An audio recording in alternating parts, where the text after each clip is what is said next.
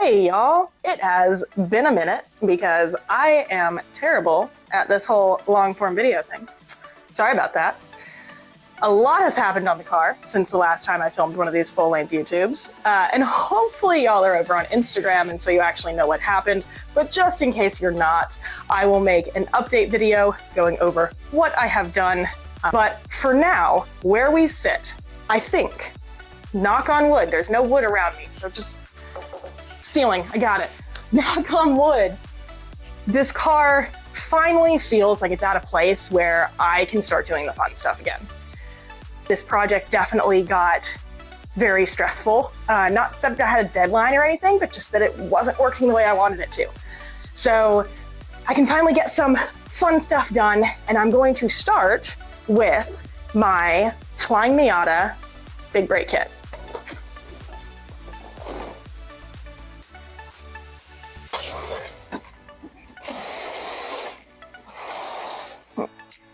Obviously, the stock Miata, NA Miata brakes are not fantastic.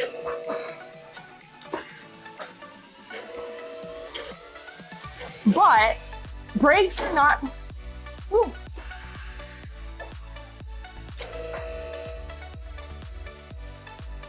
Suspension pops always scare me.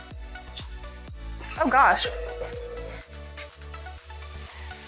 That would be because a bolt came out. Well, that's super fun. Look at that. Huh.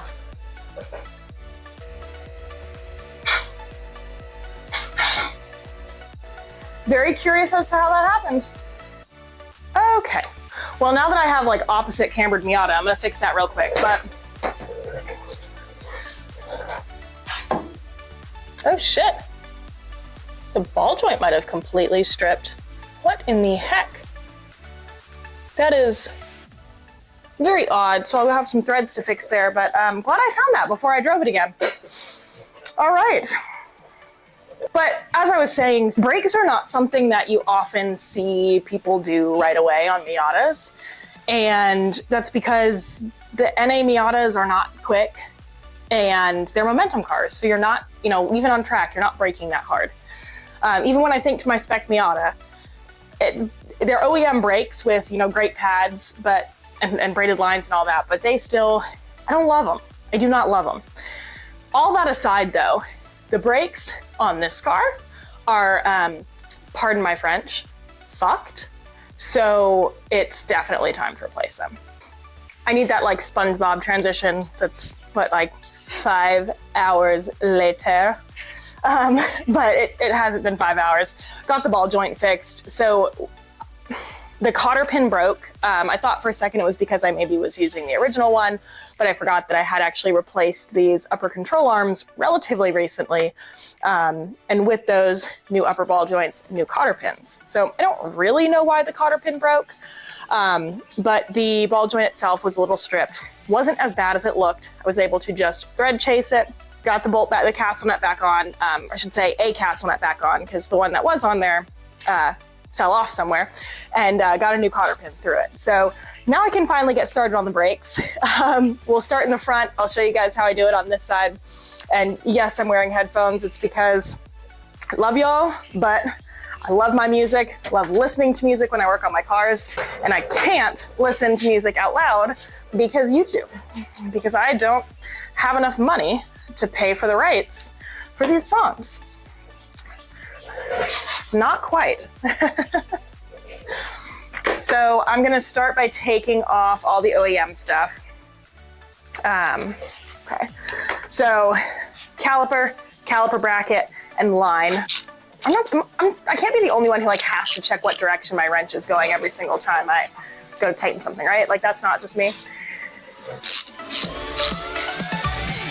I'm on a really awkward angle loosening this because I'm filming. Okay. I can hold on to a wrench, I promise. No judgment for the spacer. I need to get wheels that fit better, but for now, one of my fenders filled out. Most of these bolts I won't be reusing, but I am gonna keep them somewhere safe just in case. And then I am very much that person who saves every bolt that comes off my car just in case I ever need one.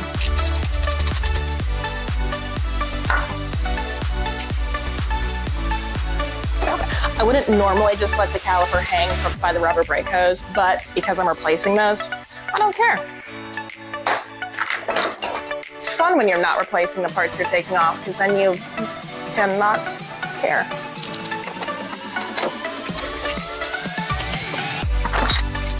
Hint, because I've learned the hard way, on those tight bolts that you just know are gonna break and make you slam your hand into something, use an open palm on the ratchet. Can't tell you how many times I've punched something. I swear I fractured a thumb at one point. I had to hurt myself a lot to learn, I guess.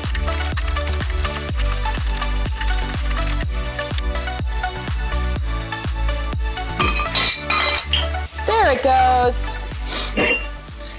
But when you're taking off brake lines, just be really careful with brake fluid. It's super corrosive to paint. I don't know if corrosive is the right word, but it will eat through paint. So if you've got paint anywhere that you care about, just make sure you're wiping up that brake fluid after it gets on it. Because I mean, you've got no way of not making a mess. Now, one of my favorite hacks for fuel lines and brake lines, I take a glove, an old one if I happen to leave them on the floor like I have this time, and after I get this line off, I'm gonna pop this over the end of the hard line and zip tie it across the top so that any additional brake fluid ends up in here and it doesn't just continually drip. It should just come on out. And I'm not gonna turn this upside down. I'm gonna go put another glove and zip tie on this so it doesn't leak everywhere.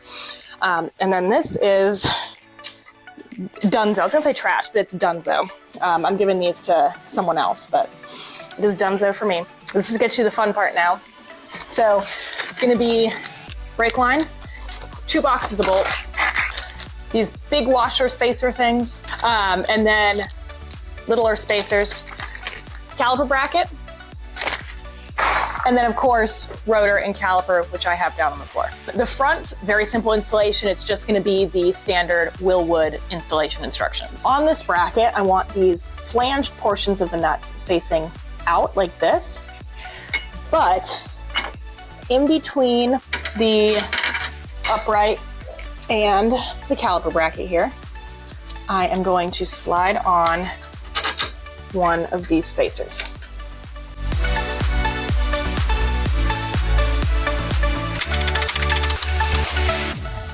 Smaller outer diameter, just that little ridge there, facing towards the rotor.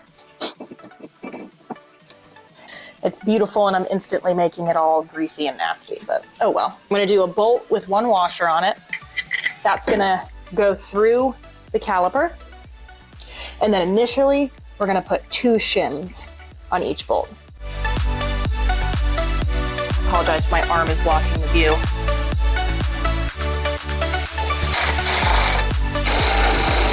So now is when we check and make sure that those shims are correct. So what we are gonna do is we're gonna look through the back of the caliper here and make sure that the rotor is centered on the caliper. Now I'm gonna do this and I'm gonna go from the front here and I'm gonna measure with calipers this space compared to this space on this side. And I can tell you right now, I believe this one is larger. So this is how you can use like your spark plug gapping tool. So where there's a smaller gap, try it up here. Ooh, it fits, but just barely. And then back here, it actually goes in pretty easy. So I'm gonna try one more shim, see how that does.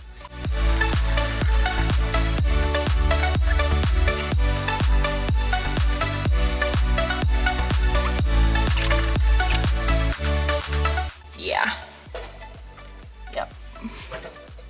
So it's pretty damn good with the 3. So I'm going to now pull out the bolts, more red Loctite, and these ones get torqued to 40 foot-pounds. Now, if y'all haven't had the joy of changing pads on a caliper like this before, It is amazing because you don't need to take the caliper off. I'm using my G-Lock pads. The kit does come with wheel width pads. These are my favorites.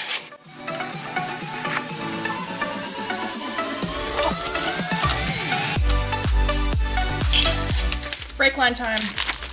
At this point, generally speaking, you would test fit your wheel, make sure you don't have any interference. I'm not doing that because I guess I'm living life on the edge. We're going with it.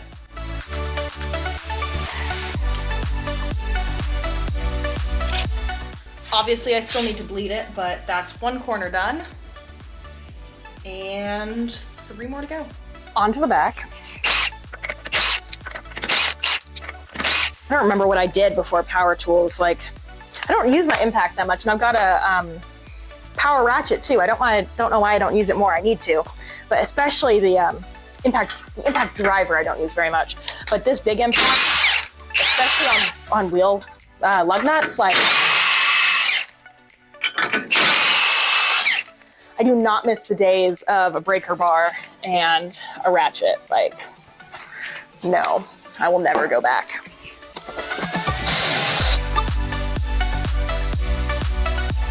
This is where things get fun, because we're adding in the second caliper. So we're gonna start with the part that I left on the other side of my garage. These. Hold this up where it needs to go, and you'll see you need to trim some of the dust shield, both on top and on bottom. Also, going to the bigger brakes, you need to trim the dust shield. There's a piece that actually curves outwards. You'll need to trim that. Mine has already been trimmed because I put sport brakes, like NA8 sport brakes on an NA6, and I believe that's why I had to trim it. I don't really remember, but I trimmed it. It's trimmed. Who knows?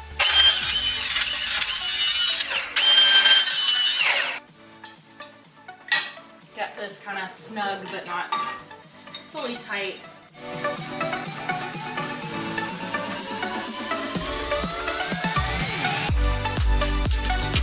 We're gonna go ahead and remove the whole bracket so we can work on the back of the parking brake caliper. Now, Flyin Miata recommends doing this in a vise, but conveniently enough, I don't own one, so not gonna be doing that.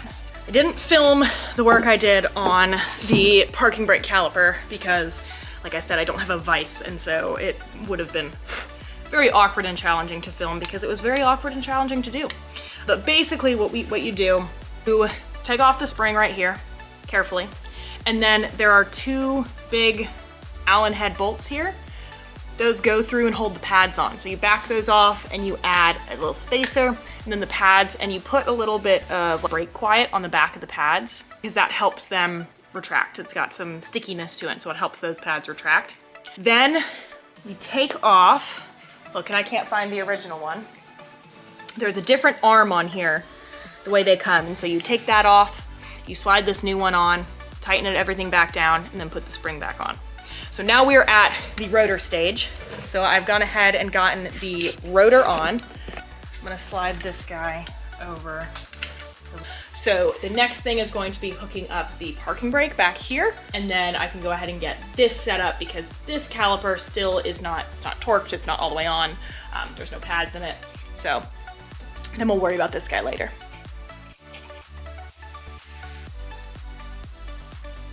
Parking brake cable's attached, so with a little bit of grease, feed the boot through the arm on the caliper itself. And then loosen the nuts here, feed through the arm, and then tighten everything down. So now that the parking brake caliper is all set up, I'm going to remove the regular caliper, red Loctite on these bolts, torque them down, and then I can pop in the pads, which are going to go in through the top, similar to the front caliper.